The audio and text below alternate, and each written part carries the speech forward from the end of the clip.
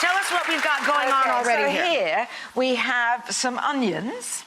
We have, yes. Smells delicious. So, yeah, so we've got onions, and we've got some parsley, and we've got dried oregano. Okay? Or oregano. I know, I'm sorry. We're going to have to keep this bilingual. Okay. I'll subtitle. And I'm going to put some red vermouth. I love red vermouth. Chopped tomatoes. Got you. There we are. No, that's it.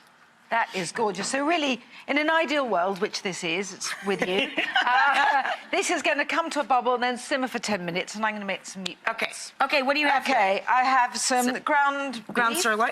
Yeah. Yeah, I'm going to put parsley in, some breadcrumbs, and otherwise, if you've got stale bread, you can just soak it in milk and then squeeze it out. Yep.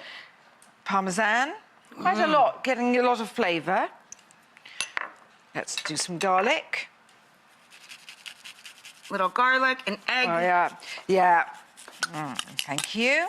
You're welcome. And this is a bit I greatly enjoy, which is all this sort of squodging together. And I know, I love playing with my food. I just think it's so fun. oh, it's so good. So you're cooking them dumpling style? Yes. Yeah.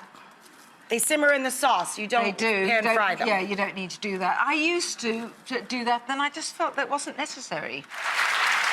Also means barley in Italian, so it's like that. And also, you can make a kind of pasta risotto, I call it as well, because it's like that. And we can shake this in. So if the meatballs have already had 20 minutes, this will need about another 15. It'll take longer to cook when it's not actually in water, and the tomatoes thicken that slightly.